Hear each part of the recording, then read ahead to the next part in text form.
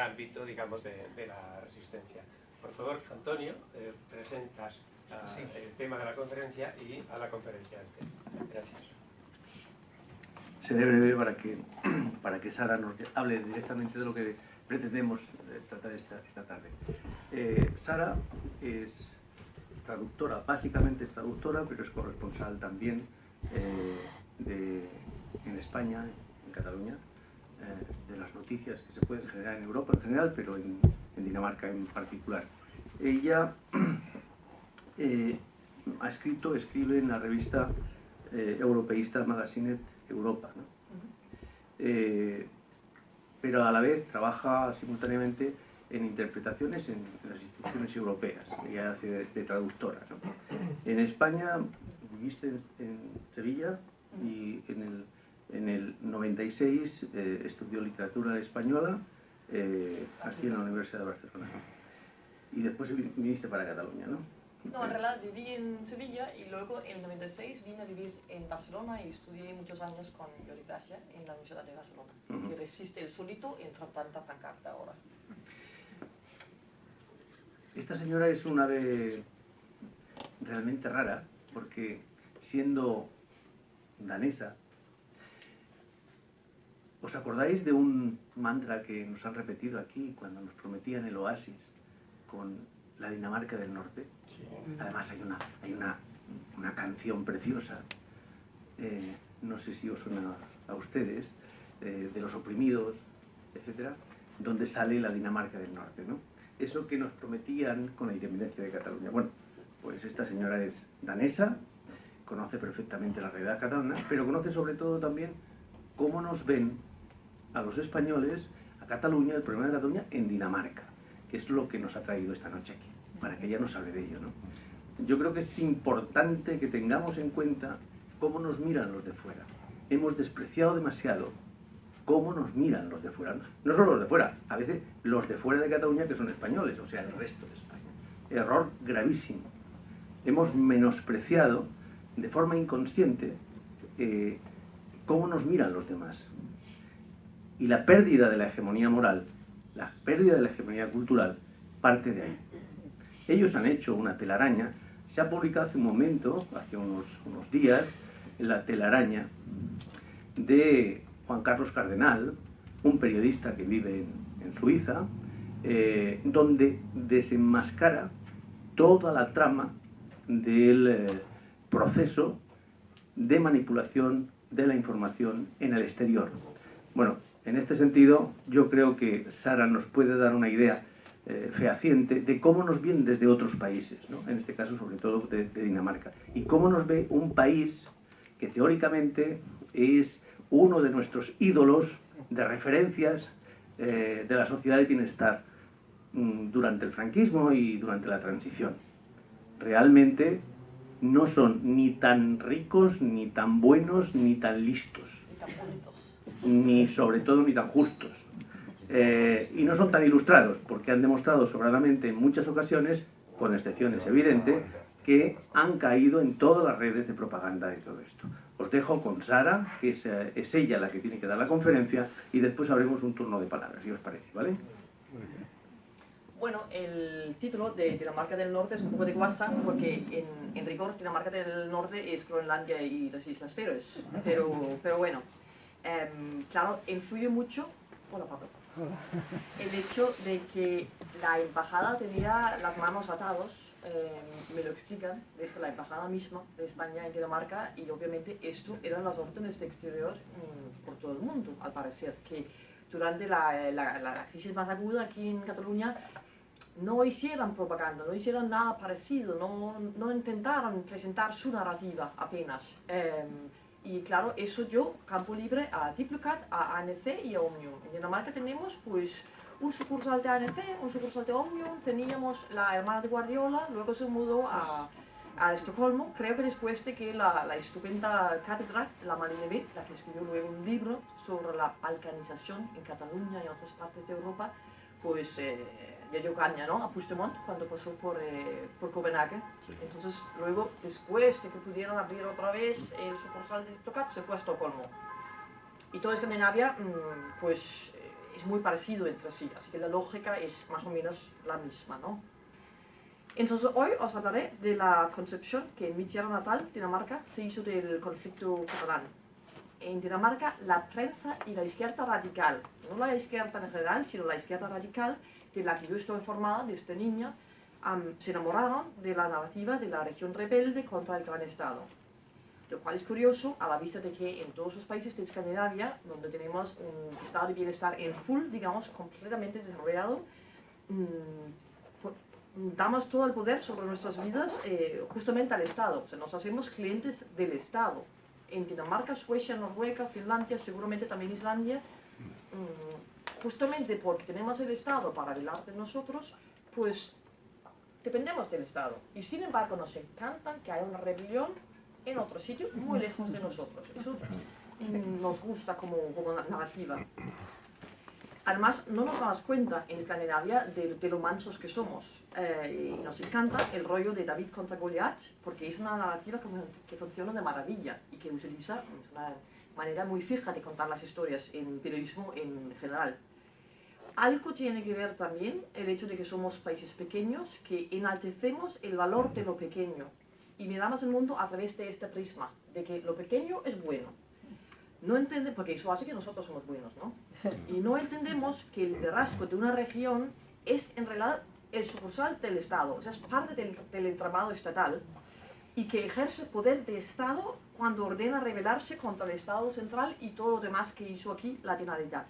No nos cabe en la cabeza, porque claro, en Dinamarca, ¿qué regiones tenemos? Son tan chiquitinas que no ejercen poder, tienen algunas competencias, pero mínimas. Somos, en el norte, unos románticos ingenuos y la idea de rebeldía contra el gran poder nos encanta, pero preferimos, obviamente, que se lleve a cabo bien lejos. Nosotros nos liberamos incluso de la Segunda Guerra Mundial. Estamos súper ilesos, además, en Dinamarca más que en Noruega, ¿no? Porque nos entregamos así, 10 minutos costó conquistar Dinamarca. Así que, pues, nos pusimos pues, 2 filas y no nos puso nada. Así que no tenemos ningún recuerdo en vida de la guerra en Dinamarca. Y eso también afecta porque el que tiene recuerdos tiene miedo a la guerra. Nosotros no. Pensamos, qué interesante, ¿no? Entonces, bueno, y en el norte nadie se rebela contra el Estado. Y sin embargo, pues nos parece bien que lo hagan otros. Entonces, lo de la prensa fue muy curioso porque puedo empezar con el diario de derecha de la Dinamarca profunda, uno diría conservador, en contra de los experimentos y todo. No. Trataron todo el conflicto como si fuera un tema de opinión, no como hechos, sino como opinión. Un viejo corresponsal de la guerra de los Balcanes lo cubrió desde Viena y no tenía ni zorra. Año tras año, este mismo hombre mayor, que casi estaba ya listo para no trabajar más, pero le daban ese bonito trabajo de venir aquí al sol y con todo cubierto y cubrirlo como temas de opinión. Y nunca, o sea, yo protesté, por ejemplo, y no seguía así. O sea, eso es contra todo, toda idea de cómo tiene que funcionar el periodismo. Tú un conflicto no lo puedes tratar simplemente como un tema de opinión. Luego hubo, bueno, eso se llamaba el Jyllands-Posten, el diario de Jutlandia, esa la única parte de Dinamarca que no es isla, que es una península. Luego hay Información, que surgió de la Segunda Guerra Mundial como diario de la izquierda intelectual. Y pues estaban con el mismo tipo de historia. Y lo que yo pensé primero es que, claro, nadie ha escuchado de Cataluña antes, ¿no? Todo el mundo ha venido de vacaciones en Barcelona, pero de Cataluña nadie sabe nada. Les han cogido desprevistos, ¿no? Pisa bastantes años de proceso. Ni yo me había dado cuenta. Yo llegué aquí en 96. Pero en 2007 me fui a trabajar en Dinamarca y aunque venía un montón, yo pensaba que yo ya sabía de lo que trataba lo de aquí. Y no me enteré del proceso hasta volver en 2017. Así que normal, la prensa danesa pues tampoco se enteró, pero lo que pasa es que tampoco se enteró luego. Por mucho que protestamos algunos, éramos unos pocos que hacíamos mucho ruido intentando contar la contranarrativa, y justo por ser un país pequeño, algo de influencia tuvimos. Y sin embargo, siguen igual. Cuando quemaba Barcelona el año pasado, llegaron a decir este diario de la izquierda radical que el gobierno español debería ser más flexible para evitar terrorismo. Toma castaña. Vaya lógica, ¿no? Y luego incluso mi propio sindicato, el de los periodistas, que tenía en ese momento un jefe todopoderoso, o sea, en realidad un ambiente muy autoritario. Él, el 27 de octubre del 2017, el día del 155, escribió una carta abierta al pobre embajador de España en Dinamarca, que es un vasco que estaba a punto de jubilarse, un señor muy formal, que sí, que se dejó entrevistar por mí en ese momento.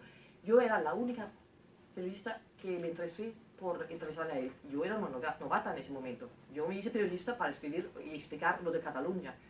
Y ningún periódico, yo venía desde Barcelona para entrevistarle en Copenhague. En Copenhague nadie había intentado hablar con la embajada y la embajada no había intentado hablar con nadie. Pues en ese momento el jefe del sindicato de los periodistas, sin preguntar a los corresponsales de España, tampoco a los más conocidos que yo, no preguntó a nadie de los socios, de los que sí que sabemos desde aquí, completamente informado, seguramente por Diplocat, ANC, Omnium, estaba claro que estaba pues proponiendo sus ideas sin comprobarlos. O sea, un jefe de periodistas que no comprueba la información que tiene de una parte y le pegó como una bronca en plan, tú corre a casa a decirles al gobierno que no me ve, que no puede ser que ahora la prensa catalana va a estar bajo control política. No, hombre, ahora va a estar bajo control política. Y daba la casualidad de que al día siguiente yo estaba en Dinamarca en un gran evento para los autónomos, periodistas y eso, y me encontré con ese hombre, de 2 metros, se pone así, que tuve hablar con él, y intenté decirle amablemente que lo que había puesto no podía ser, que tenía que retirarlo porque no era correcto. Y le daba completamente igual, me decía, bueno, ya está matada la carta. ¿Cómo que ya está matada la carta? Son redes sociales, todavía estás a tiempo de rectificar, ¿no? No sería la primera vez que ese hombre había tenido que rectificar algo. Entonces, el día siguiente intentó echarme del sindicato. Yo sigo ahí, pero me ha costado. Y nunca rectificó. Otro sindicato que metió la pata y viene a fondo y que muestra que muy poco ilustrados somos en realidad Dinamarca fue el JUF, que son los juristas y los economistas que junto con la ANC de Dinamarca organizó un evento que llamaban sobre los aspectos jurídicos del conflicto catalán. Y tenían incluso un falso juez del Tribunal Constitucional, Joaquín Urias, no sé si os suena. Sí. Pues él ahí le vendieron como antiguo juez del Tribunal Constitucional. ¿Cómo? Si no llegaba más allá de ser letrado y acabó en 2010, ¿de qué están hablando?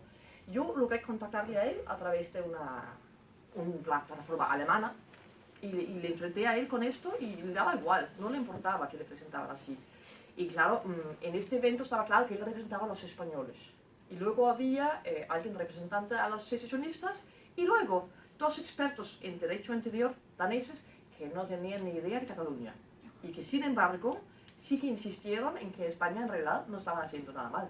Pero más allá de eso, no tenían ni idea y no se habían informado y les daba igual. Yo intenté informarles de antemano y no había manera. Y esto era el sindicato de los juristas. Y la manera que lo presentaban también, en plan, seguro que todos flipamos, seguro que todos estamos muy asombrados con lo que ocurre. Hombre, quizás no es tan sorprendente, ¿no?, que un Estado por fin reaccione. Bueno, lo que hemos visto todos durante todo este proceso es que siempre trata de subirse lo que dicen los ingleses, el moral high horse, ¿no?, el alto caballo moral. Por eso todo esto de martirios y de represión. Y así también tenemos empleado en la Universidad de Copenhague, o sea, uno que da clases a los nuevos juristas de cómo velar por los derechos de los ciudadanos, cómo velar por el Estado de Derecho, Antonio Abad, conocido como ideólogo de la izquierda republicana, y que en Vilaweb había llegado a decir que era una lástima que no hubo muertos de su lado. Porque claro, eso hubiera llevado ya la independencia rapidico. Y en esta entrevista, el que la entrevista le admira tanto que dice, durante la entrevista que está impresa, pone, ¿qué fem ara, profe? ¿Qué fem ara, profe? A tu entrevistado. Bueno, cuando llegaron muchas quejas, no sé de quién, a la universidad, de gente que se daban cuenta de quién tenían empleado, me pedían a mí, en mi papel de traductora, traducir ese artículo de Vilaweb. Entonces, como eso lo hice como traductora, yo tuve que estar callada muchos meses porque, claro, en principio era información confidencial. Pero después de medio año yo vi que todavía estaba ahí y sigue ahí. O sea, que no vieron lo que ponía y, sin embargo, seguía ahí empleado. O sea, no tenía ningún inconvenio con eso. Y luego hubo, claro, los invitados internacionales. En la misma reunión donde yo discutí con el jefe de los periodistas, vino una señora mayor, así muy arregladita, y me dice, ay, lo de Cataluña, claro, yo fui un observador internacional de veras. Me viene y me dice, ah, sí, y hablé con ella, y ahora está muy enfadada conmigo, porque yo siempre le digo la contraria, y cada vez que me ve, viene otra vez, y se enfada como una chavala cuando le digo la contraria. Pero esta señora piensa que era de verdad observador internacional. Lo mismo dice el representante de lo que también se llama Izquierda Unida en Dinamarca, uno que se llama Pelle Dragsted, que también lo menciona Sandrine Morel en su libro, donde le encuentra el 1 de octubre y él admite que no, que estas no son condiciones, que así no se puede celebrar un referéndum, pero claro, él echa la culpa al Estado español. Luego yo intenté lograr salir a debatir con él en la televisión danesa, no lo logré, salió su jefe envuelta en la instalada. O sea, salían todas fotos de todos los jefes de este partido, de la izquierda radical, que también está representado ahora en el Parlamento Europeo. Por ejemplo, este hombre que salió a debatir conmigo, Nikolai Villumsen, está en el Parlamento Europeo ahora. Suerte que yo ya no estoy en este Parlamento, porque muy mal, tenía que traducir ahora para él, porque fue un choque muy fuerte. Porque estaba ahí y no sabía qué bandera era. Porque este partido iba diciendo, no, nosotros no tenemos ninguna opinión. Entonces, ¿por qué estáis con la estelada? Bueno, es la bandera de la región. ¿En serio pensáis que esta es la bandera de la región? Con estrellita y todo, y pues eso. Entonces, lo que hace este partido es marear la perdiz hablando de que nosotros no tenemos ningún inconveniente, si las Islas Feroe se quieren liberar, o Groenlandia, y es verdad.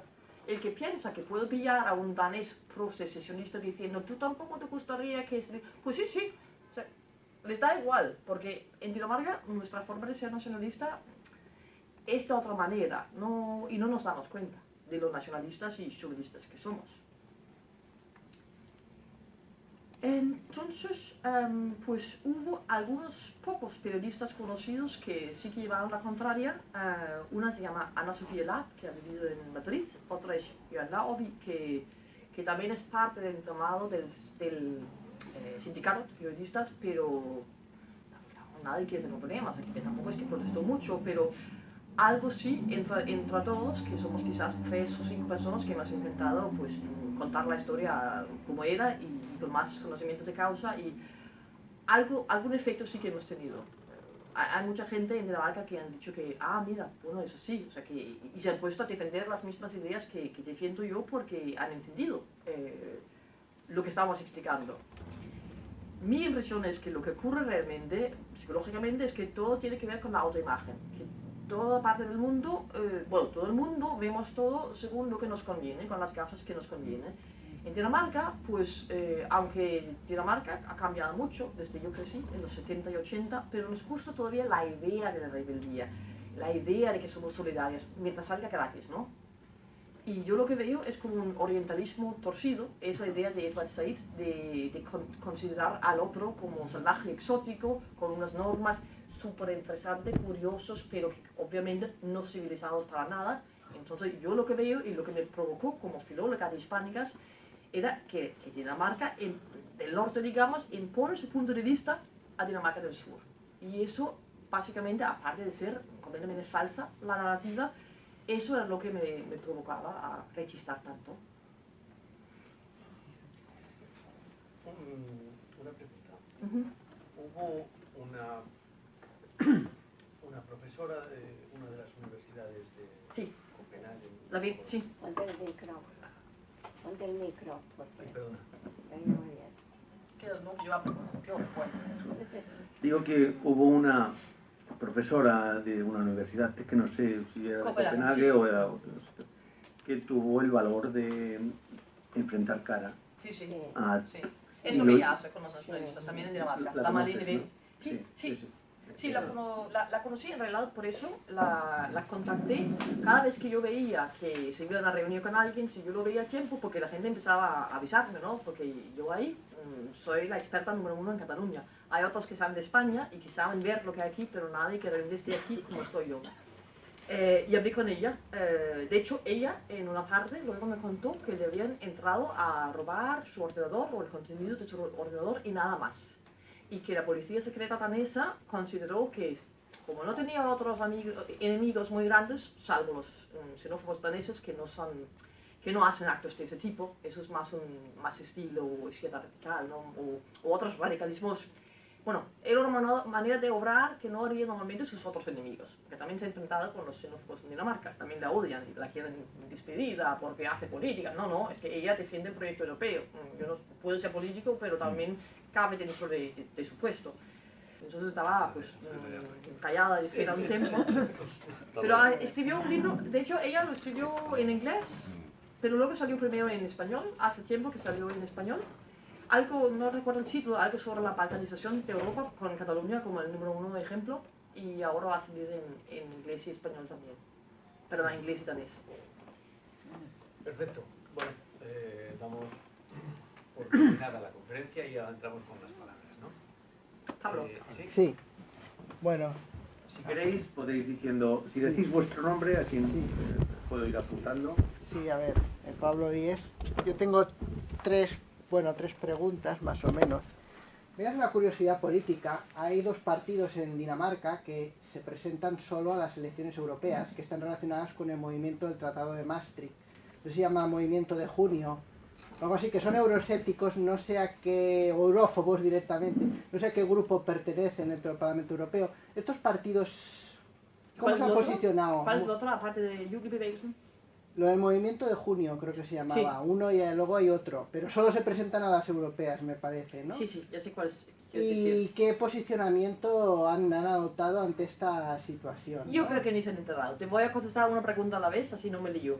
Mira, estos movimientos justamente han sufrido ahora el debacle de que la Izquierda Unida, en vez de ir dentro de ellos como, sí, realmente eurófobos, porque cuando yo crecí en los años 70 y nos acabábamos de hacer parte de la Unión Europea, la izquierda radical yo crecí en casa comunista, así que yo conozco muy bien cómo funcionan, cómo cliquean, digamos, y en ese momento la izquierda radical era en contra del proyecto europeo. Luego, luego mi padre comunista tuvo que aprender de su novia italiana comunista que esto era completamente egoísta y cambió de opinión. Y ahora la izquierda, tanto la radical como la no tan radical, algunos son pro Europa, otros contra. Y en realidad, claro, es muy clave qué opinas tú de la Unión Europea. Yo no entiendo cómo pueden estar en el mismo partido, pero realmente hay... Entonces hay estos movimientos que eran más fuertes antes, pero claro, hay... Yo creo que han quedado bastante irrelevantes ahora que la Izquierda Unida va directamente a presentarse, porque no eran de la izquierda radical, pero era más o menos la misma gente. Porque se estilaba, si eras de izquierda radical, ser completamente en contra de formar parte de la Unión Europea. Por eso mismo de que nos gusta lo pequeño. O sea, ese mismo rollo. Los argumentos que yo llegué a escuchar de niña, de que no, muy feo ese pasaporte de ese color.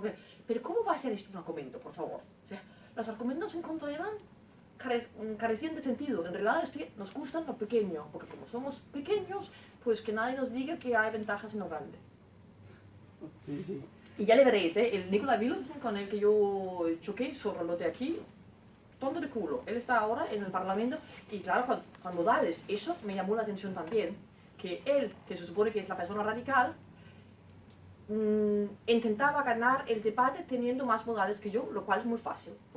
Yo me enfado, yo he crecido con la televisión española que hacen split screen, tú puedes perfectamente interrumpir a alguien, ¿no? Pues en Dinamarca no. Yo quedé muy mal, gané el debate, pero quedé muy mal porque yo le interrumpía cada vez que mentía. Y él, con sus bonitos modales, siendo un radical. O sea que todo el mundo, yo ya no entiendo mi país. Yo no entiendo que puede ser un radical e intentar ganar con las buenas formas. Sí. Segunda pregunta es si si has intentado hablar con la Embajada de España o si te has puesto en contacto directamente con el Palacio de la Moncloa, con el Ministerio de Exteriores, para explicar todos los datos, toda la situación que puede haber en Dinamarca con respecto a esta cuestión.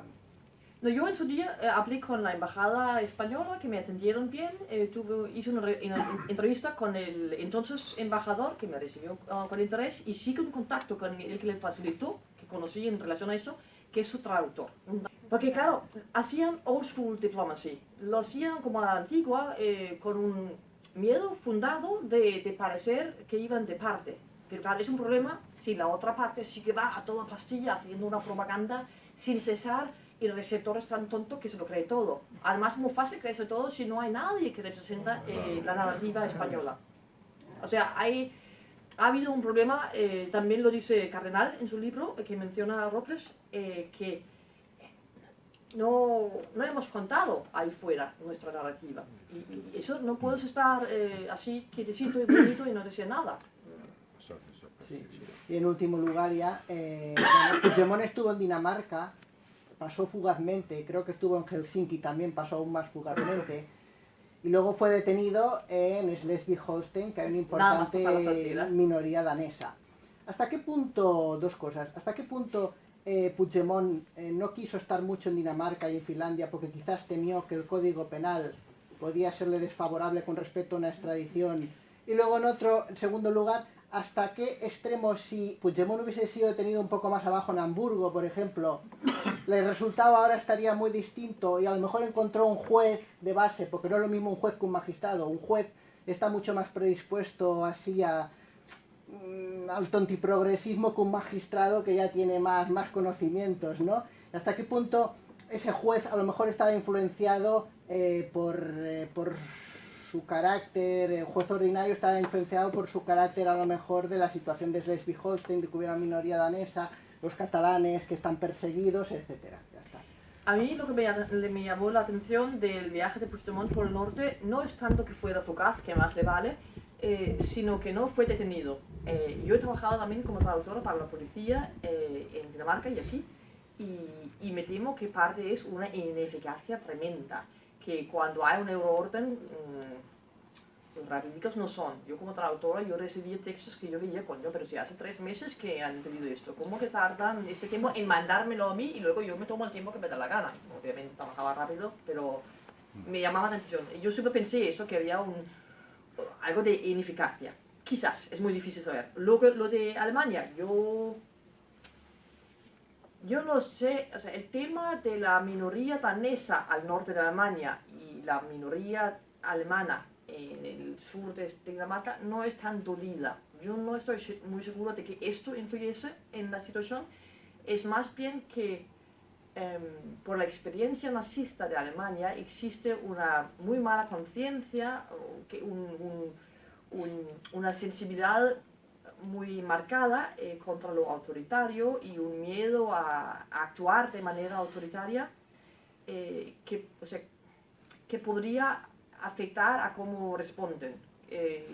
A mí me llamó la atención que lo compararon con una protesta contra un aeropuerto que iba a edificar por ahí, ¿no? O sea, eso de ser muy aceptador del activismo, eso podría afectar la situación. Y luego, pues, la persona que le tocó, por casualidad, resolver el caso. Sí, bueno, yo primero expresar mi entusiasmo, porque cuando se oye una cosa así, dice, bueno, por fin, ¿no? Hay dos pequeñas preguntas, observaciones. Decías que Dinamarca no había conocido la guerra mundial, porque prácticamente había sido invadida enseguida. Pero yo la idea que tengo es que fue muy valiente. Por ejemplo... Eso lo decimos. No, pero a ver si estoy equivocado, dime.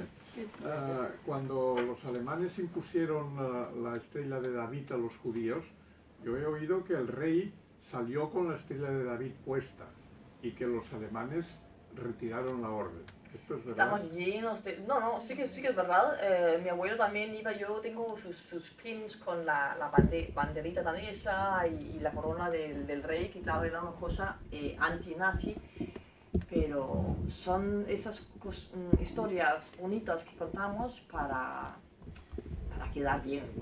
Nosotros nos entregamos enseguida también porque no tuvimos otro, no había manera de ¿Es verdad que resistirse. retiraron la orden los alemanes de la estrella de David a los judíos? No lo sé, es posible, pero... No, más que nada contamos la historia de que ayudamos a los judíos a escaparse. Sí, también, pero son historias que se han resaltado muchísimo para contar que esto era lo que hizo Dinamarca. Luego ha habido un revisionismo, en plan, en los años 90, el gobierno poniéndose bravo, diciendo que deberíamos haber resistido. Hombre, tampoco, ¿resistir con qué? Contra la máquina de guerra nazi, tampoco. Pero lo que sí que es un hecho es que estuvimos bajo ocupación, sí que fue duro, mis abuelos lo vivieron, me lo han contado. Mi abuela vivió en una casa que los que tenían la casa habían tenido que fugarse. Pues ahí vivía mi abuela con su familia. Y vino alguien en ropa normal a preguntar por esa gente y ella contó dónde estaban porque no sospechó. Luego vio las botas militares que llevaban el hombre y entendió que había pues delatado a los dueños de la casa y llamó y se pudieron volver a escapar, ¿no? Situaciones así hubo, pero en comparación con los que realmente han vivido la guerra, que aquí que hay una memoria de la guerra civil, pues en Dinamarca no hay memoria. Entonces nos lo tomamos muy a la ligera. Y luego otra cosa, que al final de la guerra, a pesar de haber sufrido la ocupación alemana, hubo concretamente Céline, el autor de Voyage au bout de la nuit, se refugió en Dinamarca y Dinamarca no concedió la extradición a Francia, que No, seguramente y eso que era un hombre muy odioso, bien escritor, pero muy lo odioso. hubieran fusilado en Francia. Sí. Y gracias a la protección de Dinamarca, que también fue muy valiente en esto, porque se opuso ahora ya no a los alemanes, sino a los franceses, ¿no? Que como otros muchos escritores fueron fusilados. No, Courage Civil sí que ha existido en Dinamarca y todavía en los años 70 y 80 pues hubo un empuje muy fuerte por lo que yo realmente consideraría progresista. Yo por eso no quepo en mí cuando voy, porque esa es la Dinamarca que yo recuerdo y voy y se ha quedado una cosa completamente oportunista, materialista y atontado, que no se resiste a narrativas facilones como el de aquí. Pero sí, lo que usted dice también existe, o más bien existía. Hola, buenas. Soy José Manuel García Jiménez. Vamos a ver, toda la exposición brillante que ha hecho usted, lo que nos pone otra vez, lo que nos reafirma es la mala gestión de los gobiernos de España en todas sus embajadas. O sea, eso es... Y el problema no es que haya funcionado muy mal la información en las embajadas, o sea, la contrainformación de las embajadas, sino que Borrell empezó a trazar un plan de mejorar, de cambiar este sistema, y resulta que como se ha ido, ahora lo están tirando todo por tierra, pero además en muy pocos días, porque hace poco que se ha marchado el de dejar de ser ministro de Exteriores, o sea, que con lo cual la situación esta va a ser peor, probablemente va a ser peor todavía esto, porque nadie va a contrarrestar. No, sí, aquí no. Perdone que le interrumpa. En Cataluña aquí puede ser todavía peor cualquier cosa. O sea, cualquier cosa puede ser todavía mucho peor. Entonces esto es un hecho. Ahora yo le pregunto, mi pregunta es, la información que usted está dando y tal, está poniendo de manifiesto, porque llevamos desde aproximadamente 2 años, entre 2 años y 3, que este tema no se vuelve a hablar. O sea, se habla de ANC, de Òmnium, de Puigdemont, de Pujol, etcétera, etcétera, pero no se dice como anteriormente sí que se comentaba, que es detrás de esta maraña del procés, lo que hay es la mafia catalana. Entonces, ustedes en su país y donde por donde usted va, aparte intenta desmontar que la unión ANC y tal es una nube, es una cortina, pero que lo de verdad importante que está moviendo todo este sistema, a la cual una serie de gente se están aprovechando, los políticos, porque cuanto más dura el proceso, más vivirán de la bicoca de los puestos que están ocupando, o sea, cuanto más dure esto, mejor, pero detrás está la mafia que intenta que esto, el problema de la mafia que tuvieron fue que a partir del 2012 empezaron a ir procesos a los juzgados de las corrupciones que ellos estaban aprovechando, y entonces, claro, la forma, lo único que no contrataban era la justicia del Estado español y Hacienda. El resto de actividades y de esto lo controlan perfectamente y lo siguen controlando, Entonces, claro, forma de que eso, creamos una Cataluña independiente, como ya todos los resortes lo tenemos dominado, aquí... Pues sí, yo he intentado explicar eso. Lo que pasa es que como yo todo lo que explico es en Dinamarca y a un público que en realidad poco sabe. Entonces yo a veces tengo la impresión de que no voy a ninguna parte porque cada vez tengo que explicar lo básico, porque cada vez puedo ver un lector nuevo. Entonces yo intento, o sea, yo empiezo desde cero cada vez y intento explicarlo. Y donde también tengo ocasión de explicar lo de la economía es a los jóvenes, porque en Dinamarca, en los bachilleratos, se puede escoger aprender español. En realidad, en los años 90, el español empezó a ser elección preferido antes del francés. Cuando yo empecé la filología en 93, francés era el grande, lo elegante, pues en 90 empezó a ser importante el español. Incluso todavía más jóvenes en el ESO, todavía también algunos lo estudian, pero sobre todo en el bachillerato. Y vienen algunos de viaje de estudios aquí en Barcelona y me piden a mí o bien que organizo un evento o que yo les explico. Y algunos, como se supone que están aprendiendo de economía, luego no les interesa mucho la economía de los chavales, pero entonces la charla que piden o que yo propongo es todo el aspecto económico del proceso. Y claro, eso da de hablar. El mes que viene, pues otra vez voy a explicar esto. Aunque luego lo que me preguntan es más bien, ¿cuánto cobras tú por esta charla? Pero bueno, yo contesto todo, no hay problema. Pero usted, perdón que me interrumpa, ¿usted se ha dado cuenta, bueno, me imagino que como está con la visión de Cataluña, de que de 2 años para atrás la palabra mafia catalana no sale por ninguna parte?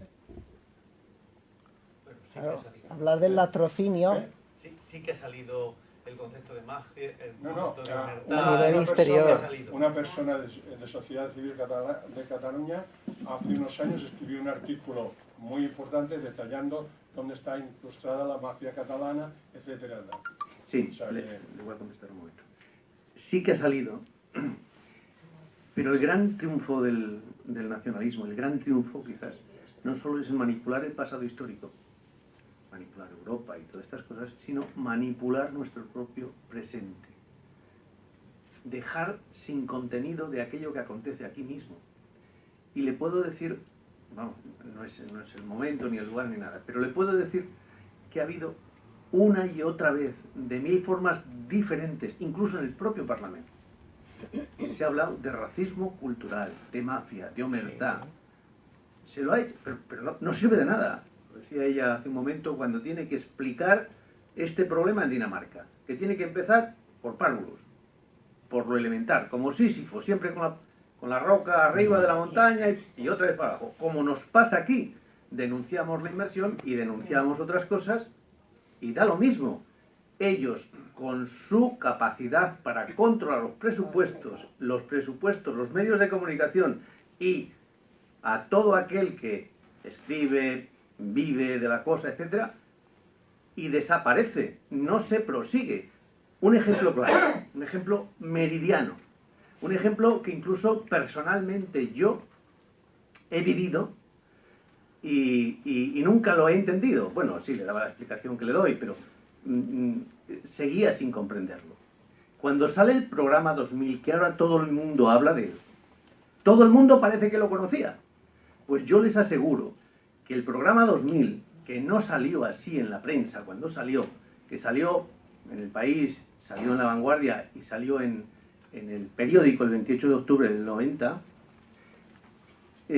no salió con ese nombre, salió, ahora de memoria quizás no lo entiendo, pero el modelo de recatalanización de Cataluña, algo así, ¿vale? En el periódico, por ejemplo, ¿no? Y más o menos en otros sitios, ¿no? Pues salió eso, yo me acuerdo que lo recorté como diciendo, hombre, nos empiezan a dar la razón. ¿Habló alguien de eso? Ni los propios periódicos que lo sacaron. Yo he publicado de eso en los años 90, a principios de los años 2000, una y otra vez. ¿Hablaba alguien de eso? Tuvo que venir a partir de una serie de informaciones, etc. En Dolça Catalunya, que lo sacó, estoy hablando del 14, y se empezó a hablar del programa 2000, porque el programa 2000 ya lo teníamos en la calle, y porque ya había intereses económicos, mediáticos, políticos, etc., para utilizarlo, desde en contra del nacionalismo, ¿no? Pero durante todo ese tiempo, nadie en Cataluña sabía lo que era eso, aunque todos ahora dicen que saben lo que es eso, pero nadie lo sabía, y estaba todo el diseño de lo que ha pasado después. Bueno, las dificultades que tiene Sara para explicarle a sus compis daneses de qué va esta película es la que tenemos nosotros aquí también. Hasta se lo tenemos que explicar a gente que vive aquí. O sea, no nos extrañemos, ¿no? Y no nos extrañemos tampoco, Sara, no nos extrañemos que lo que pasa en Dinamarca ha pasado, y antes y peor, en Bélgica, en Francia. ¿Cuántos etarras fueron ocultados, perseguidos por el Estado español, ocultados, protegidos, y nos siguieron llamando franquistas? Y nos siguieron diciendo y negando la democracia española. Bueno, todavía Bélgica está ahí, en eso, quiere decir que no es peor Dinamarca, pero sí que es el síntoma de lo que nos pasa, porque no tenemos autoestima y no tenemos narices de defender lo que somos bueno, somos como cualquier otro ciudadano con sentido común en un sistema democrático. Si tenemos que justificarnos, también tiene narices, ¿no? Yo una expresión respecto a lo de... No, vamos a dejar que otros hablen. Primero voy a contestar. Una expresión que sí que me ha llamado la atención por mí, porque yo he trabajado, como ya digo, como traductora para la policía, es lo de la familia Pujol como una organización criminal. Esta expresión lo he utilizado mucho cuando he explicado lo de aquí, porque esto para mí es muy llamativo.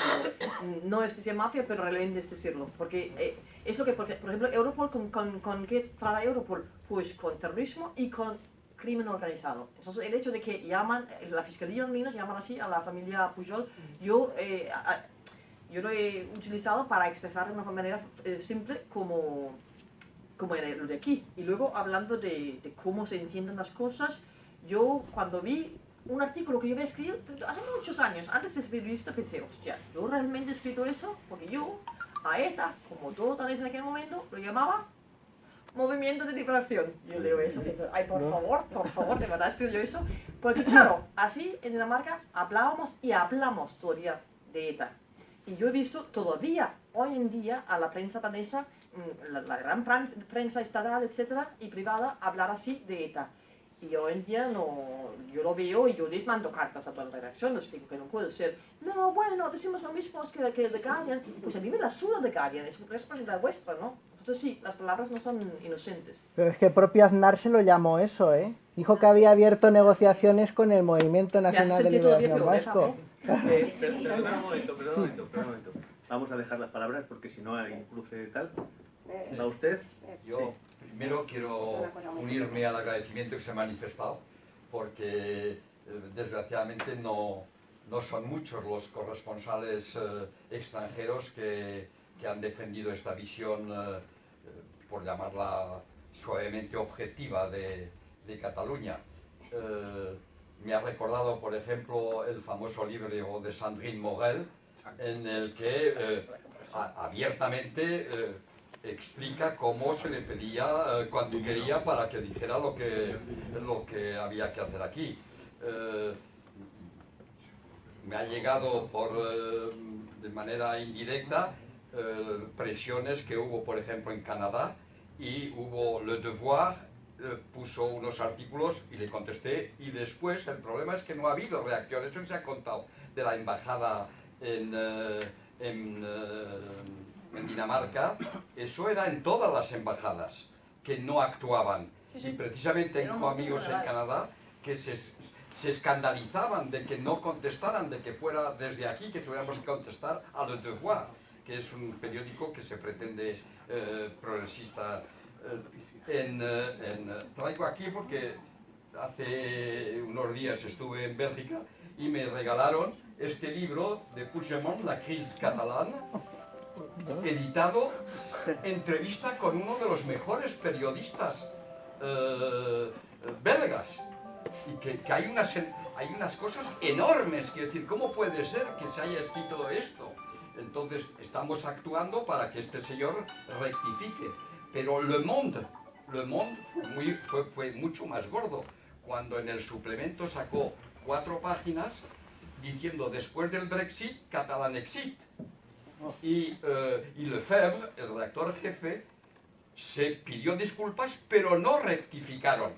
Indirectamente me dijo, es que tendríamos que devolver el dinero.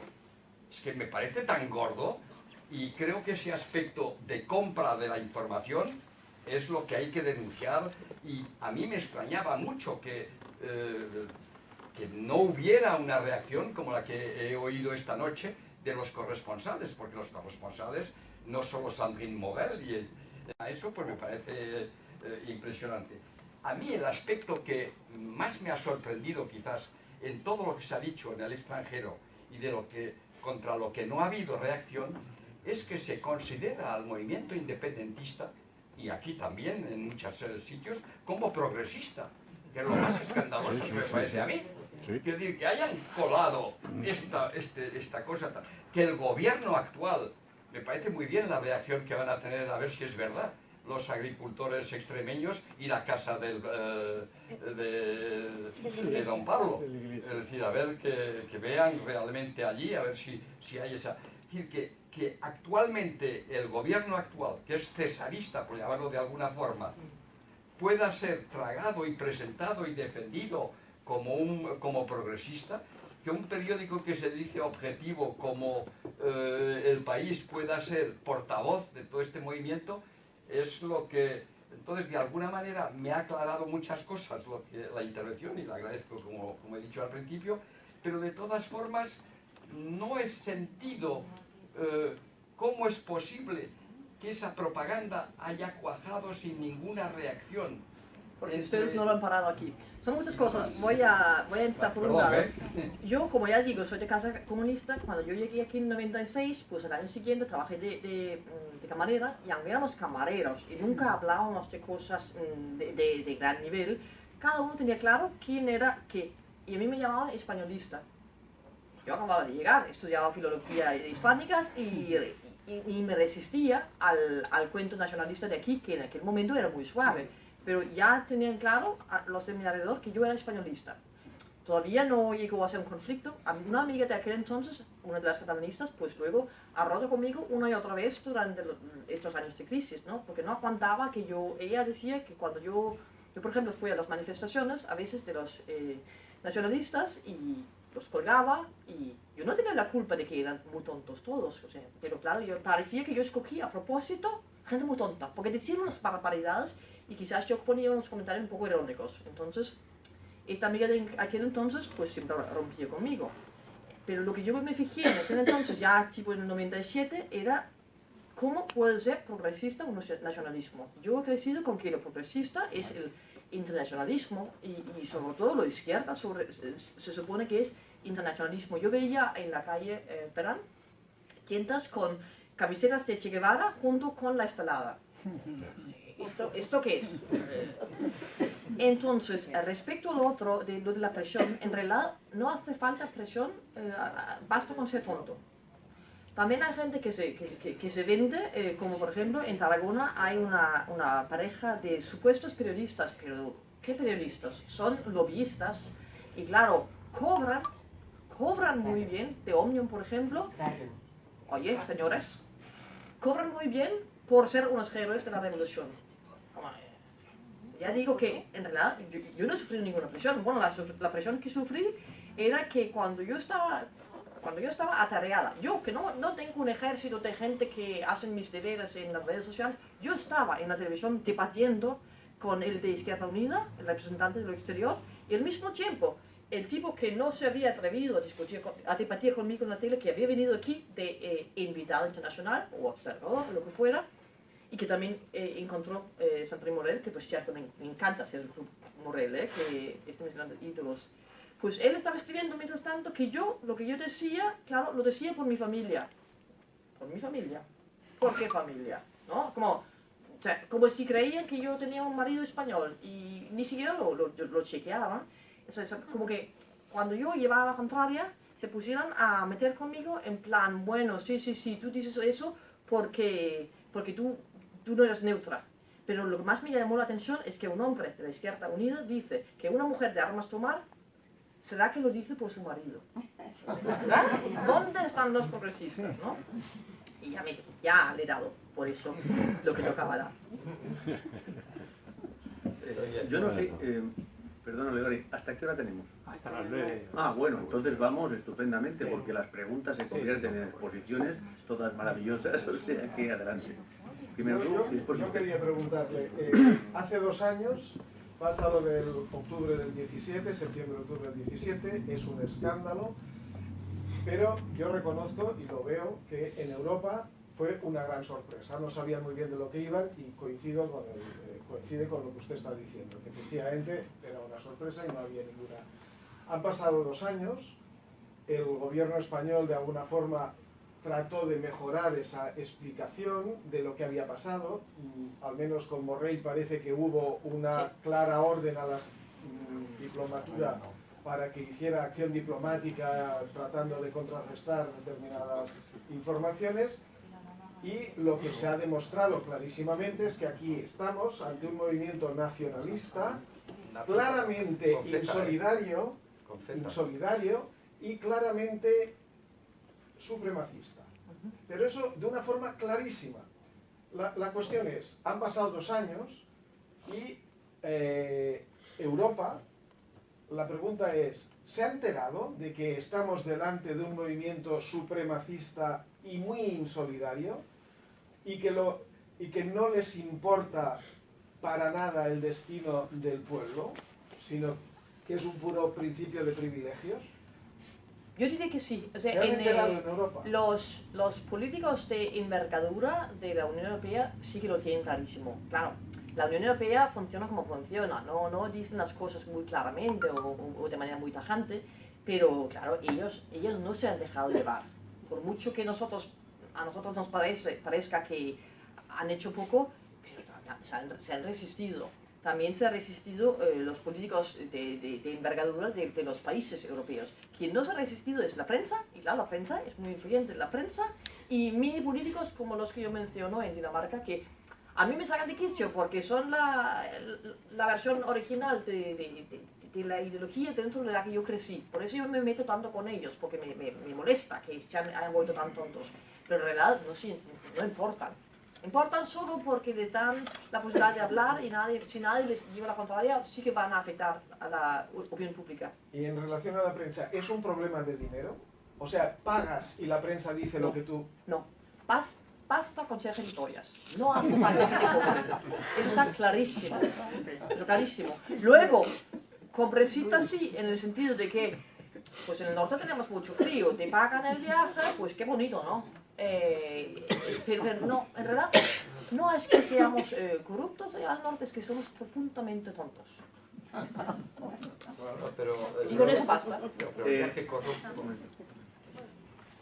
Bueno, Vale, buenas tardes. Mira, sobre todo... No, esta señora esperaba mucho. ¿Quieres la palabra? Sí, una Pero esta señora esperaba Sí, no. 1000 años. Digo que muchísimas gracias por tu labor, porque de verdad nos ayuda muchísimo. La labor y moralmente también. Vale, yo me iba por otro derrotero un poco. Era que y también te felicito por tu español, porque correctísimo, pero aparte de eso, el acento, que no tienes un acento extranjero, nada, lo tienes captado muy bien. Por lo tanto, como incluso ha cogido los tacos. O sea, a mí la lengua, como decimos, me priva. O sea, nuestra lengua a mí me priva, ¿no? Soy cervantina, a mí me priva la lengua. Entonces te quería preguntar respecto a esto, como has hablado de que si estudian, que si tal. Vosotros en Dinamarca, yo lo desconozco esto, me da culpa, pero lo desconozco. ¿Tenéis el Instituto Cervantes? Me parece que no. Oh. No, os haría falta, Y tan, que bien. Sí. Os haría mucha falta. lo que tenemos son las universidades y lo que pasa es que están desmontando todas las filologías. Nos estamos quedando con que solo nos enseñan inglés. Han desmontado casi todas las filologías. Y mira que teníamos unos departamentos muy buenos, tanto en Copenhague como en la segunda y la tercera ciudad. Y eso es un problema, porque son los sitios donde se juntaban ese tipo de cosas, donde se hablaba, donde se aprendía. Sí, sí, sí. Porque publicó una estadística del Instituto Cervantes diciendo que en distintos países del mundo, porque está por todo el mundo, no solo en Europa, que va en alza el querer aprender el español, va en alza. Entonces, donde está el Instituto Cervantes, claro, si tú lo tuvieras, te podrías estar en contacto con ellos y la labor sería mucho más productiva, pero claro, cuentas con pocos medios. Bueno, luego, puestos a que hablábamos de los corresponsales y todo, voy a explicar una cosa que es anecdótica, pero es cierta, ¿no? Yo estoy en Sociedad Civil Catalana desde el minuto cero, digo yo, colaboro con ellos, y estoy en la carpa que ponemos habitualmente en la Plaza Cataluña, tocando la Plaza Cataluña. Un día estaba yo allí, yo salgo, doy la propaganda, hablo con la gente, etcétera, como hacen los otros compañeros. Se acerca un joven, muy bien plantado él, majo, así un chico de 30 y pico de años, 40 y tal, y vosotros quién sois y tal. Era suizo. Me parece que hablábamos español y yo francés, bueno, no sé qué hablamos, pero nos entendimos perfectamente. Y me dice, estoy invitado por la Generalitat, estoy aquí en Barcelona, me ha invitado la Generalitat. Y digo, ¿te ha invitado la Generalitat? Sí, sí, el lunes, esto era sábado, el lunes tengo una entrevista que fuese, ¿no? Y digo yo, ¿tú sabes lo que está pasando aquí? Dice, sí, ya tengo una idea. Y le digo yo, oye, mira, no sé cómo se lo dije, si se lo dije en español, ¿me entendió o cómo? Le digo, te van a comer el coco.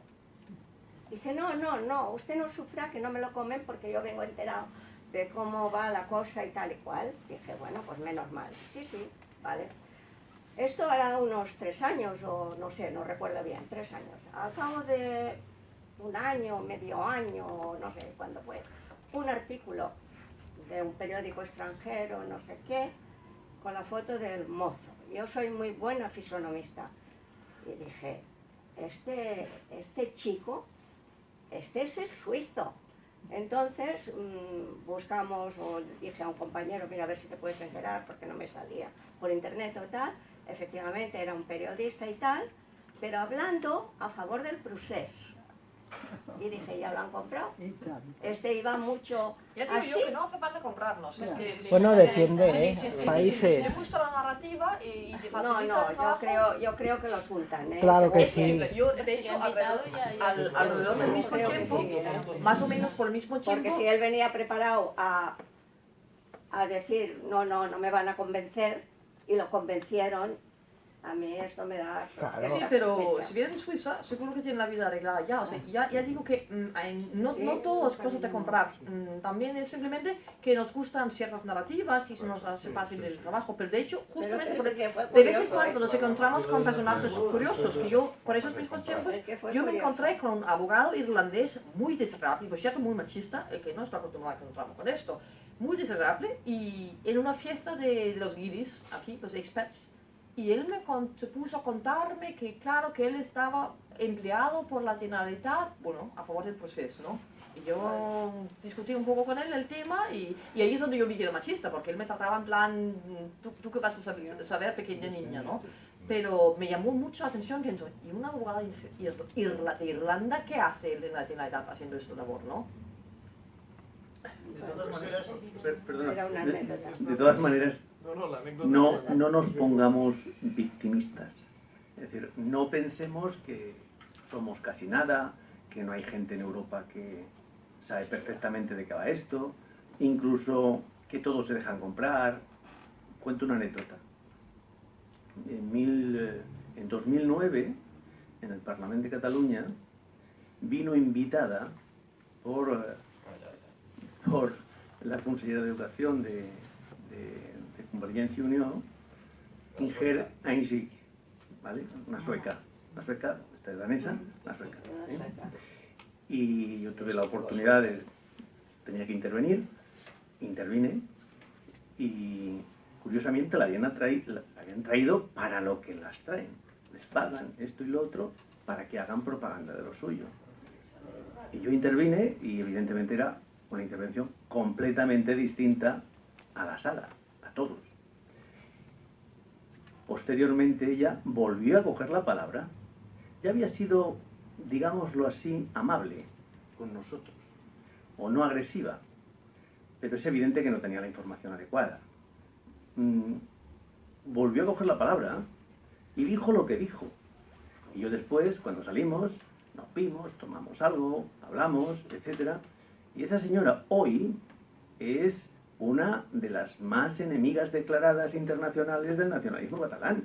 ¿Por qué? Porque ha tenido la gallardía, la inteligencia de salir de ese bucle en donde la querían meter. Tiene criterio propio, es una mujer preparadísima, como ella hizo, bueno, domina 6 lenguas, etc., ¿no? Y nos ha ayudado muchísimo en todos estos años. Pongo este ejemplo para que no nos abate ahora todo la derrota. Es que hay muchísima gente, somos más, es que somos más. Es que, chicos, que somos 47 millones de españoles, más todos los que están por ahí, que somos 47, que ellos son como máximo 1.700.000. A ver si nos plantamos y no estemos hablando de Cataluña como si fuéramos solo aquí los 7 millones o los 7.400.000, que somos 47 millones de españoles. Punto. No nos pongamos tan victimistas que no somos tampoco. No, es que todo surte efecto. Exactamente. Y han empezado su declive. Han empezado su declive, porque la mentira, como dicen, no hay mal que 100 años dures, pues la mentira también... Tiene las patas muy cortas. Exactamente. Tiene las patas muy cortas. Es tan exagerado que hasta ellos mismos empiezan a sentir vergüenza. No, yo solo quería preguntar si no se han enterado de esos tweets xenófobos de Torra. Los tweets xenófobos de Torra, ya que estamos... Yo lo menciono, o sea, yo cuando resumo a Torra... Que los quitó, los ha quitado. Bueno, esto no hablas de la idea que yo cuando presento a Torra, yo le llamo abiertamente racista. Y ahí lo dejo. Y ellos no lo ven, no van a sus tweets, no invitas a que vayan a sus tweets. No, porque ¿cómo van a leerlo? Además, yo lo que escribo es lo que yo propongo y que el editor me acepta, que gracias a Dios me acepta casi todo lo que se me ocurre, pero hay tantas cosas que hablar aquí que una historia entera del racismo de Torra sí se podría hacer, pero yo más que nada lo menciono cada vez que le menciono a él. Porque además parte de mi trabajo es obviamente resumir lo que hay. Yo como sí que sé lo que él ha dicho, pues ya puedo yo contar de qué tal ideológico va él, ¿no? Yo solamente quería ampliar un poco. Perdón, disculpa, gracias por todo. Gracias. Lo que has comentado tú, realmente se ha enterado Europa. Yo es que a veces también amplío un poquito más y me pregunto si realmente el resto de España se ha enterado. No sabemos. Y ahí está realmente una, pues no sé, una especie de dolor, ¿no? No hemos sido capaces, ni siquiera nosotros tampoco, de transmitirlo cuando muchos pues somos de otras zonas de España, y yo creo que no se han enterado suficientemente. O están hartos y o sea, el peligro que podría haber es que se harten tanto que si hubiera un referéndum en toda España dirían, mira, fuera ustedes, ¿no? Por puro hartazgo y orgullo. Pues el otro día un chico de Andalucía me dijo algo que pensé, en algún sitio tengo que comentar esto. Me dijo, pero si Cataluña no existe. Vale, pues bueno, eso es como un extremo, ¿no? Decirlo así. Olegaria, te toca a ti. Perdona, ¿alguno de la Organización de Sociedad Civil Catalana podría poner una canción en el televisor si se la doy para cerrar el acto después? Pues no lo sé. Arturo puede hacerlo. Mientras tanto doy la palabra. Mi intervención, la verdad es que uno cuando es viejo también almacena pesimismo, ¿no? O almacena esperanzas no cumplidas, por lo tanto viene a ser lo mismo. Pero lo que nos sucede a nosotros no es tanto que los que tenemos enfrente sean muy hábiles. Lo más grave es que los nuestros, teóricamente, son muy torpes, muy gandules, y últimamente es que es lamentable, es lamentabilísimo. Es decir, el poder fáctico actualmente, conceptualmente se sitúa en la izquierda y realmente están justo en el polo opuesto de los valores que debería tener la izquierda. Entonces, claro, danos un poco de esperanza, porque nuestra esperanza, al menos en buena parte, se cifraba en la construcción de una Europa donde eso encontrase su justa respuesta. Claro, el momento de Europa, desde luego, tampoco despierta esperanza actualmente.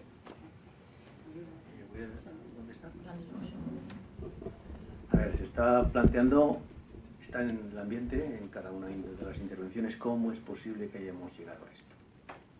¿Cómo es posible? ¿Cómo es posible que tengamos los políticos que tenemos? ¿Cómo es posible que antes teníamos catedráticos de instituto, catedráticos de universidad, que tenían el mundo en la cabeza, que tenían valores, que nos decían por dónde iba el mundo, ¿no? Yo qué sé, tener de profesor a Antonio Machado, pues es que últimamente en la política no es posible, ¿no?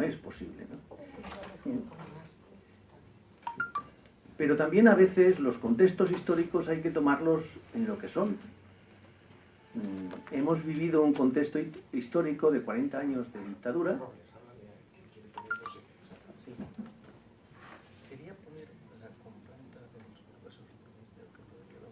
Bueno, que mientras tanto hago un inciso de que a mí sí que me llama la atención el miedo del Estado español a ejercer como Estado.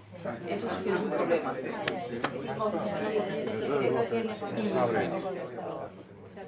Pues ya está.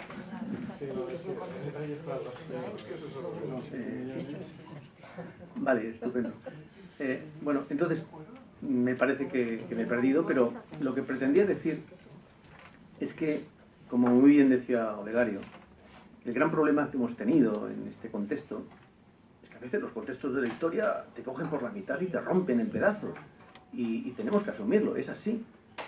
40 años de franquismo llenó de justificaciones y de legitimidad a cualquiera que estuviera en contra del franquismo. Tanto a nivel internacional como a nivel nacional, a nivel de partidos políticos. Ese resentimiento y esa justificación es la base mental para justificar después otros atropellos aquí. Porque ¿cómo es posible que, como muy bien habéis dicho algunos, cómo es posible que el nacionalismo, que es el movimiento más retrógrado de los 200 años de la historia de Europa, cómo es posible que pase por progresista? ¿Cómo es posible que la izquierda juega su juego cuando la izquierda es precisamente lo contrario de eso? Porque el nacionalismo, si es una cosa, es exclusión y opresión del otro, no es igualdad.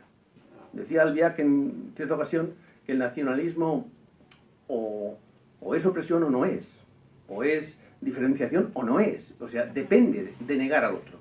Entonces, ¿cómo es posible que la izquierda haya caído en esto? Todas estas preguntas pues dan para mucho, pero lo cierto es que se han dado y que estamos aquí donde estamos. ¿Y quién se tenía que haber opuesto a eso? ¿Y quién tenía que haber impedido eso? Evidentemente, la izquierda. ¿Y qué ha hecho la izquierda? PSC aquí, por ejemplo. Exactamente lo contrario. Han hecho de vasallos del nacionalismo. Ellos mismos se han convertido en nacionalistas y no lo eran. Y ese es el gran problema que tenemos, tanto aquí como en Madrid, como dicen aquí. Porque todos los gobiernos, sin excepción, empezando por el de Suárez, que el de Suárez le perdonamos la vida, pero si vamos a la raíz de la cosa, Novas, el ministro de Cultura con la UCD de Suárez, Otero Novas, le dio, sin pedirlo, Pujol, le dio todas las dependencias de educación, todas. ¿No? Se encontró allí y ahora puedo hacer lo que me da la gana. Y encima, durante buenos años de los 80 y parte de los 90, le echaban la culpa al Ministerio de Cultura, al Ministerio... y tenían todas las competencias a ellos, y pudieron hacer lo que les daba la gana. Es decir, han sido los gobiernos que tenían que haberlo parado, que tenían que haber enseñado a los españoles a tener más autoestima, que le tenían que haber denunciado este tocomocho, esta farsa nacionalista, los que tenían que haber hecho eso. Y finalmente, en el último gobierno, en el de Rajoy, ha sido posiblemente el gobierno, no el más importante, pero el más cobarde de todos. Porque sabiendo ya, siendo Vox Populi lo que había, porque ya era Vox Populi, porque había por medio un golpe de Estado, resulta que se pasó la gobernación intentando neutralizar cualquier intervención que pudiese irritarles. Bueno, ahora ya con el que tenemos, y esto sí que ya es serio, con el que tenemos, Pedro Sánchez nos ha desarmado. Es decir, cuando mejor estábamos, en esta casa, Sociedad Civil Catalana, había puesto en la calle 1 millón de personas, etcétera, o lo que fuera. Bueno, no vamos aquí ahora a ser nosotros exagerados, ¿no? Todas las estadísticas son iguales, ¿no? Después de todo eso, cuando empezábamos a erosionar su legitimidad, viene el patán de Pedro Sánchez, el traidor de Pedro Sánchez, el Fernando VII de Pedro Sánchez, viene y se pone en manos de todo el lenguaje, reivindicaciones y delitos del enemigo. Porque estos son enemigos de la democracia, del Estado de Derecho y de España como complemento de todo eso. Ahora sí que lo tenemos mal. Ahora sí que lo tenemos mal. Porque lo que estaba haciendo bien, al menos Borrell en Europa, yo creo que ahora el propio Borrell está boicoteándose, lo están boicoteando. Con lo cual, todo lo que habíamos ganado en la etapa Borrell está yendo a hacer puñetas. Por tanto, yo en este sentido, ahora sí que tenemos que ser resistentes contra este gobierno. No por ser socialista, sino porque, en fin, es la última esencia de la traición, de la mentira y de esa caída de valores que tarde o temprano nos hará mucho daño a todos. Tarde o temprano, porque ya no se trata de ideologías, ¿eh? Mira, un especulador, un ladrón, un violador, un asesino, puede ser de izquierdas, de derechas, de centro y que baila tango, yo qué sé. Eso no define. Lo que nos está definiendo los gobiernos de ahora es que son, antes que nada, unos mentirosos y alguien que no cumple con lo que ha prometido al electorado. Y eso en mi pueblo se llama traición. Y se llama estafa. Yo diría que justamente por ello hay que insistir ahora en lo ganado, en erosionar la legitimidad de los nacionalismos. Y tenemos que tener cuidado de no transferir nuestra rabia, que es contra el nacionalismo, al gobierno socialista, por muy traidor que sea, para que no, de nuevo, confundir conceptos, para no pensar que el problema es que sea socialista, porque es muy fácil hacer esa equivocación. O sea, sí reaccionar contra el hecho de que ahora nos están vendiendo de nuevo, ahora de nuevo el gobierno, como representante del Estado de España, no hace su labor y no actúa como Estado. El Estado tiene que también en Europa insistir más en que este no es el tercer mundo, somos un país de verdad. Yo lo que veo desde el norte es esa idea de que aquí pues muy bien para vacaciones, ¿no? Pero para vivir imposible. O sea, a mí me dan problemas como madre soltera por permitirme vivir en el otro punto de Europa. ¿Qué es eso? O sea, el libre movimiento, ¿no? Otra cosa que pensé en lo que se decía ahora, dos cosas, es que yo quería contar la experiencia como madre en el colegio catalano. Yo volví con mi hijo cuando él tenía 12 años. Él nació aquí, pero ha crecido en Dinamarca. Y aunque estoy solo con él, milagrosamente y con la ayuda de niñeras de Sudamérica, he logrado que es bilingüe. Pero claro, volvemos aquí, 1 año y medio en la clase de acogida, aprendiendo catalán con los pakistaníes 5 años más grandes que él. Un desastre. Así que yo al final tuve que llevarle al privado en alemán, el pobre, que no sabía alemán, porque era el más barato. Claro, ni un concertado podía lograr algo decente. Y simplemente, en realidad, yo sabía más o menos eso cuando lo vi, pero no deja de ser curioso que tienes un hijo bilingüe que domina una de las lenguas de la región y no puede estudiar, no puede empezar a estudiar de entrada. Y yo el otro día encontré un mail donde yo pedí a la directora, por favor, que yo no quiero 25% en español, no, yo quiero 50%. Me parece estupendo que también se haga catalán, pero 50-50. y me reuní con ella y me dijo que, pues te doy el teléfono de la persona responsable. El teléfono. Digo, no, yo quiero un email, yo quiero que haya rastros escritas. Y no hubo manera. Luego lo hablé con un amigo, otro director de escuela, que me dice, no, es que tenemos órdenes de evitar que quede rastro de que estáis pidiendo esto. Pero bueno, todo esto ya lo sabemos, hasta cansa de decirlo, ¿no? Porque todo eso está asumido, es así. Lo otro que quería decir es que yo durante la crisis aquí en Cataluña llegué a pensar que, aunque nos parecía muy lejos los 40 años oscuros, pues quizás no tan lejos, porque una guerra civil atroz, 40 años de autoritarismo, crea gente pusilánimes y oportunistas que no se atreve a pensar, y si piensa, no se atreve a actuar de acuerdo con sus ideas, pero apenas llega a tener estas ideas.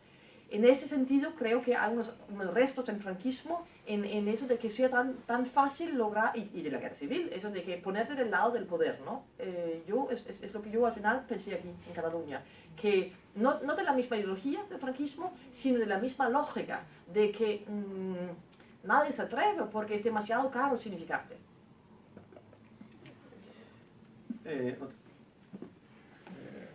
Tú has dicho antes que cómo podía ser que estuviéramos donde estábamos. Primero, no estamos respaldados por 47 millones. Punto. Los españoles catalanes no estamos respaldados por 47. Al contrario, cuando sales de aquí, dicen que están hartos de oír el tema de Cataluña. Eso primero. Luego, ¿cómo habíamos llegado aquí? Pues muy fácil. Si es que han superado a los nazis, porque los nazis empezaron en Alemania igual, que eran 4 gatos, y mira lo que organizaron. O sea, y esta gente, sus métodos, han superado ampliamente a los nazis. Ampliamente, y las pruebas los tenemos aquí por dónde estamos, porque han superado ampliamente con todos sus métodos, llevan desde el año 80 y tantos dominando las escuelas. O sea, la gente que ahora tiene 35 años y 40 ha pasado por la escuela y está adoctrinado de esa forma de que España nos roba, España, etcétera, nos oprime, etcétera, etcétera, etcétera, desde que tienen 3 años. Entonces, claro.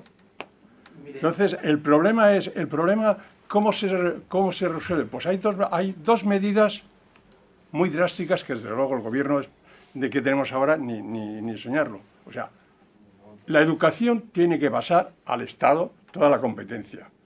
La justicia y la policía tienen que pasar al Estado, y la sanidad. Esos 4 elementos tienen que pasar al Estado. Y mientras no se tomen esas medidas, seguiremos aquí con una situación cada día peor. Eso es cierto, pero en realidad no hablamos tanto de esto hoy, porque yo lo que veo es que como llevábamos 3 años hablando de lo mismo, empezamos a repetirnos muchos entre nosotros, lo que ya sabemos. Yo creo que lo que hay que pensar que es relevante con lo que hablamos hoy es la importancia de la narrativa, de que es importantísimo seguir insistiendo en otra narrativa. Yo creo que esta es la cuestión de lo que hablamos hoy, tanto aquí internamente en Cataluña como en el resto de España y Europa y el mundo. Es evidente, es decir, ellos durante años han estado construyendo un relato basado evidentemente en la manipulación, la mentira y todo tipo de cosas. Han conseguido implantar mentalmente ese relato, y por contra, dentro de los españoles catalanes que estamos aquí, ha cundido, y sobre todo ha cundido en los más débiles, que son los niños, cuando son pequeños, etc. Van emocionalmente construyendo un relato que después les es casi connatural. Por lo tanto, no es que sean culpables ellos, no es que sea culpable el CDR ese de turno que sale con 18 años a quemar, etcétera, etcétera, porque es que les han mentido, y toda su vida es una mentira. Pero actúan posiblemente muchos de ellos con todo el sentido ético de la existencia, porque consideran que efectivamente España es una partera de odio, es ladrona, es de todo. El gran problema que tenemos es cómo decirle a ese chico, a esa chica, o lo que sea, joven, o de estas generaciones que han sido adoctrinadas, que el mundo puede ser de otra manera, que se puede salir de la cueva, del fondo de la cueva de Platón, y ver otras realidades que no están viendo. Y eso, pedagogía, relatos. Tenemos que construir un relato optimista de España, no basado en la manipulación, sino basado en la razón y en la constancia. Con personas ilustradas, con personas progresistas, y digo progresistas limpiando el concepto de todo lo que tan mal está hoy en la sociedad, etcétera, ¿no? No progresista. Tenemos que evitar que España caiga en manos de relatos o de símbolos identitarios como los que está haciendo Vox. España no es de Vox. España es de Vox, de los comunistas, de los terroristas y de todo el mundo. Y sobre todo España hoy es un Estado de Derecho. Si no evitamos que parte de la izquierda, parte de la izquierda, defienda a España con todas y sin ningún complejo, y dejamos que la idea simbólica de España esté solo en manos de Vox, y no estoy hablando en contra de Vox, solo estoy hablando de un concepto de inteligencia. Es decir, no podemos permitir reafirmar la propaganda nacionalista. Ellos siempre ven a España y a los españoles como franquistas y están a gusto ahí. No quieren a nadie que tenga otro discurso distinto al franquista o a la ideología, a la simbología franquista. Tenemos que quitarnos de encima la simbología y la ideología franquista. Entre otras cosas no existe, porque no está ya, pero no está hace muchos años. Están desenterrando la sangre de los muertos para envenenar a los de los vivos, ¿no? Y tenemos que evitarlo.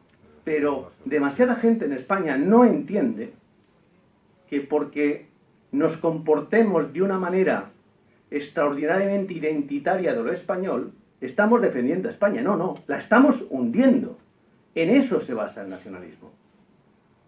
De ahí viene su legitimidad. No cometamos nosotros ese error.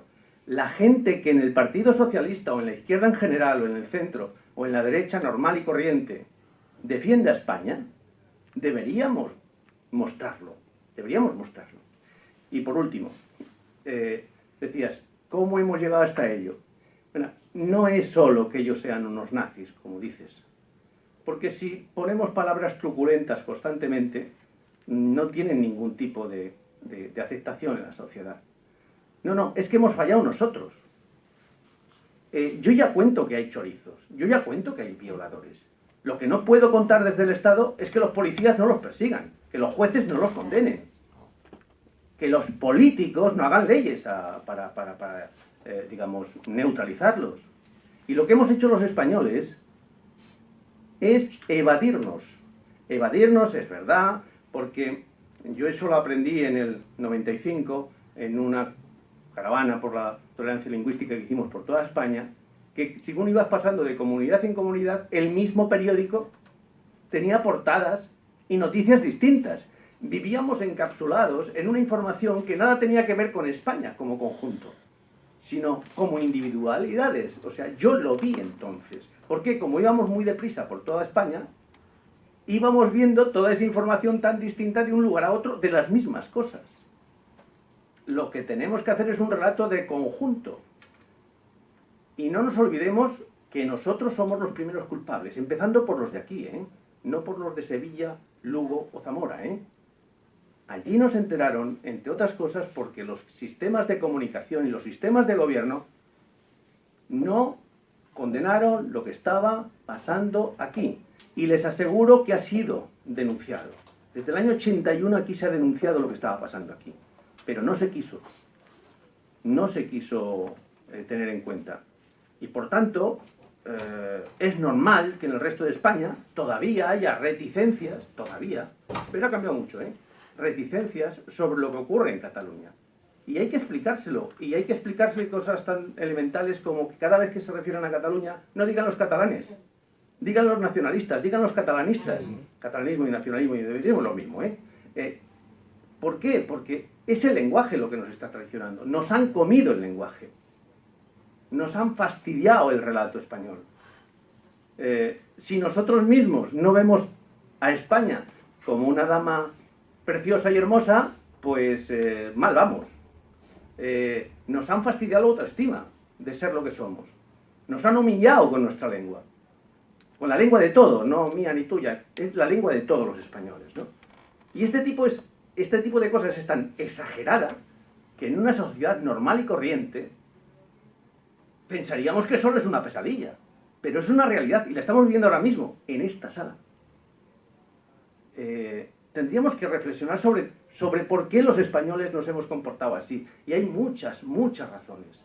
No es aquello que no las tengamos, las hay. Pasa que este no es lugar en este momento para todo eso, pero las hay, y todavía estamos enfermos de falta de autoestima. Toda la cultura en España, novelas, cine, etcétera, toda esa cultura, digamos, de difusión, está en manos de progres, ahora lo digo en sentido contrario, de progres, de equidistantes exquisitos, que nunca se mojan las manos, que jamás se mojan las manos, en nombre de la democracia, en nombre de estos franquistas de mierda, en nombre de lo que sea. Pero al final hacen películas de la guerra civil del mismo tono, series del mismo tono, galas del mismo tono. Parece que nos gusta herirnos, parece que somos masoquistas, pero está en manos de estos, de los que dominan la hegemonía moral. Y en ese sentido, pues, hay una tarea que yo siempre hablo de que tenemos que hacer pedagogía persistente y ganaremos esta batalla. No somos 47 millones, sí, somos 47 millones, porque hay que conquistar a 47 millones. Pero evidentemente, ahora ya tenemos unos 20 o 22 millones, bueno, no, es que digo yo 20 o 22 millones. Tenemos en el País Vasco 2 millones y pico, pues pongamos que haya 1,5 millones, vamos a darle a eso. Y aquí vamos a darle 2 millones. En el País Vasco, en Galicia, demos otro 1 millón. En el País Valenciano, o Valencia, o como se diga, démosle otro tanto.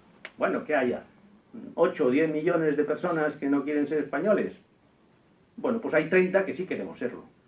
Así de sencillo, así de insultante, que debería ser amable, no insultante. Queremos serlo, y somos más, y esa es la democracia.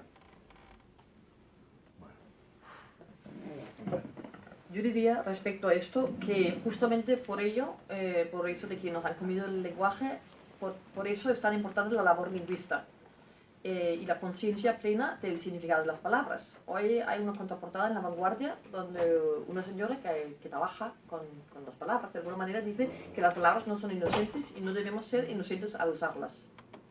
Y yo lo que veo es que para bien y para mal hay un cansancio del tema.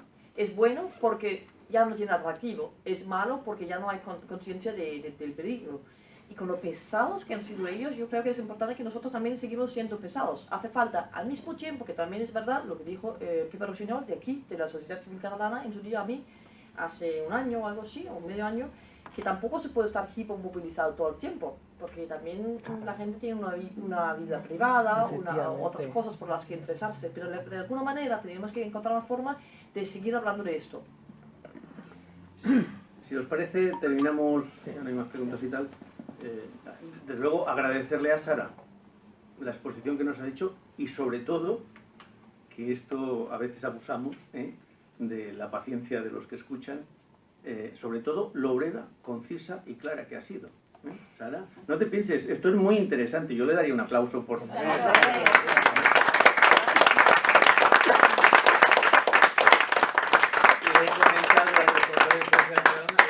Podía poner una canción para acabar el asunto con cierta ironía y gracia. La vamos a poner ahora.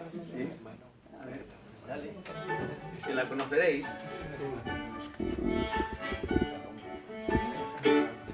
Hi ha la terra que tremola i una llau de refugiats i aquells pobres que pidolen a la porta del mercat, des dels palestins a Gaza fins als monsos del Tibet. Hi ha les morses islandeses que tonyinen a internet. Però company, calla i escolta, perquè això és molt més que fotut. Ha esclatat una revolta a Dinamarca del Sud i les nits de lluna plena, que és quan ploren les elits, se sent la cantilena dels burgesos oprimits.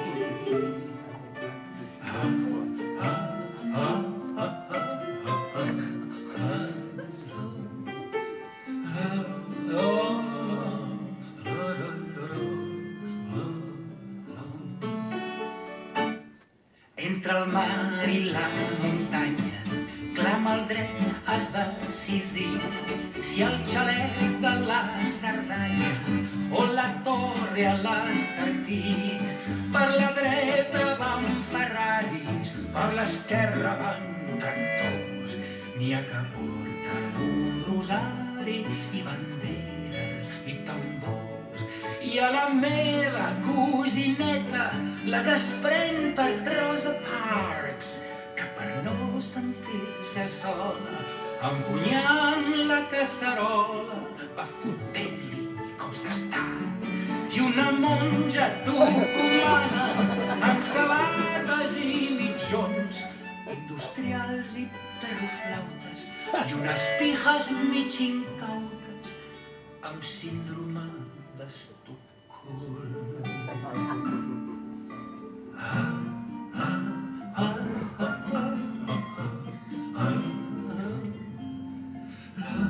Oh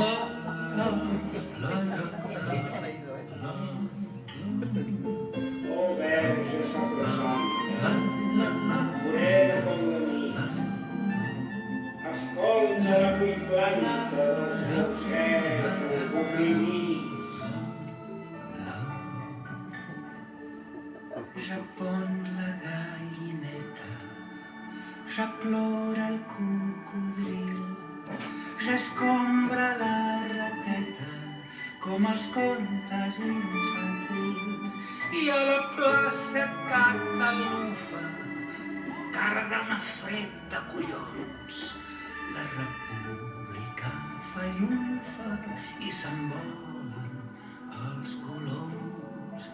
I remuguen les tietes i no arriba el bus nocturn, que no hi ha cosa més trista que els dissabtes a Saturn. I malgrat la nafra oberta i malgrat l'enorme frau, encara no desperta el ramat escandinau. Ah, ah, ah.